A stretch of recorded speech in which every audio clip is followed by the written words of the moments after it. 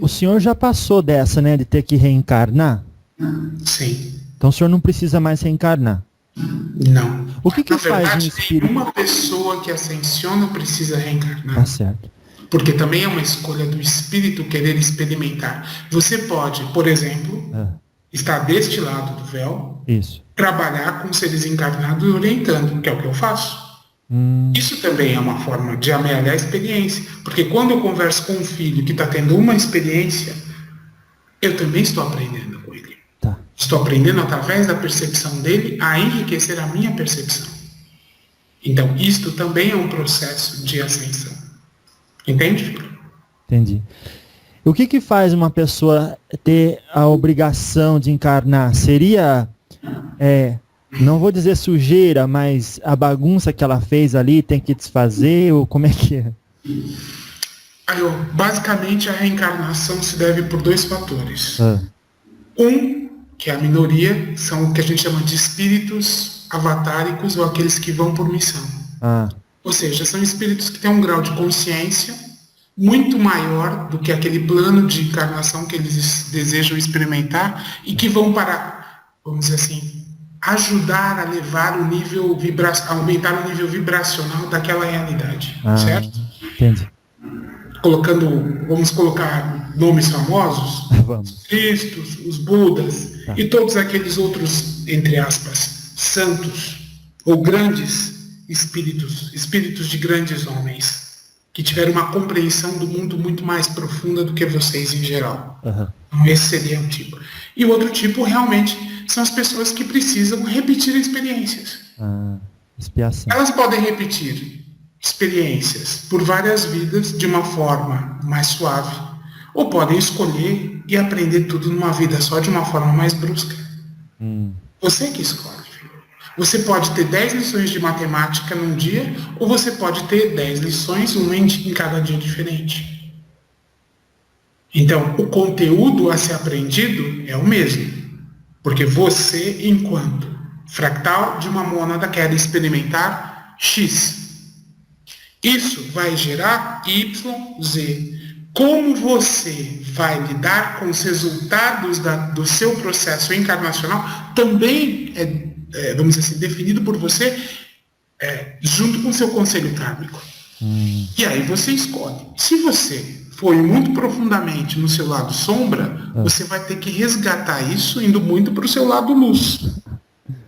Só que todo o processo dentro da polaridade, quando você sai de um lado para o outro, é sempre doloroso.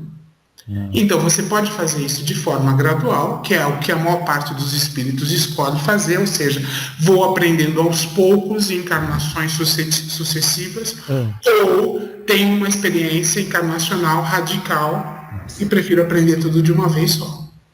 Quando você vê pessoas que têm vidas muito, vamos dizer assim, impressionantes, ou pessoas que têm uma capacidade de sentir profundamente, de escolhas radicais ou mudanças radicais, essas pessoas escolheram um processo encarnacional, vamos dizer assim, para adiantar em seu processo, ou para fazer as coisas mais rapidamente. Não é? Entendi. E isso é uma coisa de avaliação pessoal.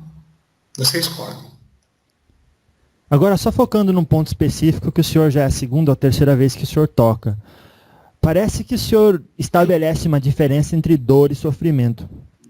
Parece que sofrimento é uma coisa que a gente escolhe consciente ou inconscientemente pelo nosso condicionamento, e dor é algo que você não tem muita escolha, tem que viver para que essa distilação aconteça. Dor, vamos ver se eu consigo lhe explicar. Vamos lá. Dor representa uma resposta do espírito ou do físico, vamos colocar do ponto de vista físico e espiritual, porque existem as duas dores, né? Há um processo vivencial que apresenta certos obstáculos. Tá claro? Para superar esses obstáculos, eu sinto dor. Ok? Então, seria a dor a passagem do que é cômodo para um outro nível cômodo, passando pelo incômodo, que é a mudança. não é só uma questão de comodidade, mas também, quando eu falo dor, ela também se dá a nível de consciência. Né? Tá. Muitas vezes, quando vocês falam muito isso, a consciência está pesando, não é? Então, isso é um tipo de dor, não é? É uma dor de consciência.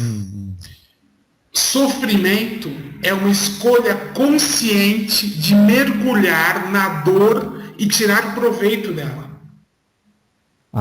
Nossa.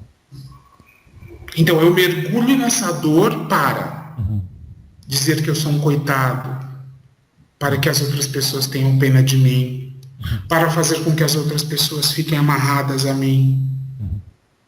Não é? Entendi, para angariar piedade. A dor te leva à frente. O sofrimento não te deixa sair do lugar. Ixi. Entende? Vamos colocar numa situação que é bastante comum e acho que vai ajudar a clarear na mente de vocês. Vamos imaginar que você tem uma mãe que venha a perder um filho. Tá. Por um motivo, um acidente, uma coisa trágica. Trágico. Isso é bastante comum de acontecer. Né? Então essa mãe vai ter duas formas de reagir a isso. A dor vai existir de qualquer forma.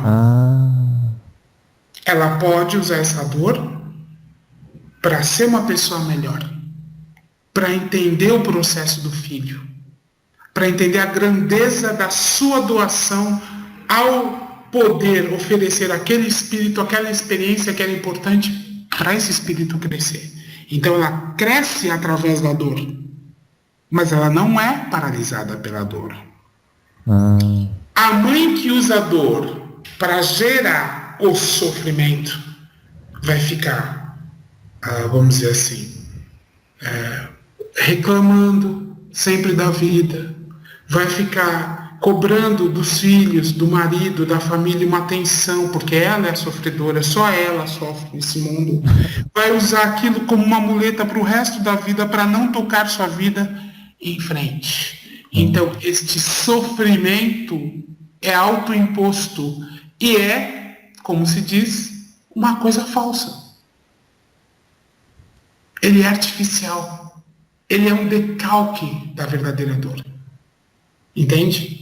Então as pessoas que se impõem este tipo de sofrimento precisam de esclarecimento, porque ninguém é vítima. Ninguém é vítima. Você só experimenta lados opostos de uma mesma realidade. Entendi. Então ninguém é obrigado a sofrer. Todo mundo... E outra, quem está olhando por fora não precisa ver a pessoa com dor como alguém que está sofrendo, né? Alguém que está com dor, respeitar, né? Respeito sempre, solidariedade sempre. Mas solidarizar significa eu entendo o que você está passando. Tá. Não significa, vamos dizer assim, ajudar a pessoa a vivenciar uma falsa noção de realidade. Porque o sofrimento é uma falsa noção de realidade. A dor vem e ela passa, e a pessoa sai fortalecida. O sofrimento debilita. Porque vamos pensar até do ponto de vista energético. Quando você cultua esse tipo de pensamento, eu sou sofredor, eu sou uma vítima, eu sou um coitado. Que egrégora espiritual você está se chamando para acoplar a sua, vamos dizer assim, aura? As que você vai estão estar chamando entidades positivas? Não. Você vai estar atraindo espíritos de sofredores. Isso. Então está feito o quadro negro. Você está entendendo o que eu estou falando? Sim. Porque a pessoa que entende a sua dor, vive a sua dor e sai fortalecida, não fica com este tipo de, vamos dizer, flanco aberto para que essas entidades, vamos dizer assim, esses eguns, como se fala, possam se acoplar energeticamente, porque ela está resguardada disso. Ela sai mais resplandecente, ela sai mais bonita, ela sai mais viva da experiência difícil. Toda pessoa que passa por um trauma, por uma situação difícil e sai fortalecida, ela dobra a sua capacidade, o seu teor de energia. O seu gradiente energético é dobrado. Porque ela é como se você tivesse um obstáculo para superar. E quando você supera esse obstáculo, você se sente mais forte. E você consegue ir à frente com mais facilidade. Então, essa pessoa está blindada energeticamente à ação dessas entidades negativas. Entende? Uhum. Enquanto que aquela que fica reclamando, vai sendo sugada. Ela abre flancos para esse tipo de entidade, para esse tipo de egrégora do sofrimento. É uma coisa masoquista. Esta é a palavra. Né? Nossa. É masoquismo. Uhum. Tem gente que encontra prazer na dor, né? Sofrimento, assim. Uhum. Então, quanto mais você conseguir se distanciar desse modelo, melhor. Respeito à dor, sim. Respeito ao momento de fragilidade do outro, sim. Mas com descendência, com um processo artificial de sofrimento, não. Não compactue com isso. Eu sei que é difícil dizer, porque essas coisas acontecem normalmente em âmbito familiar, não é? Nossa. É sim.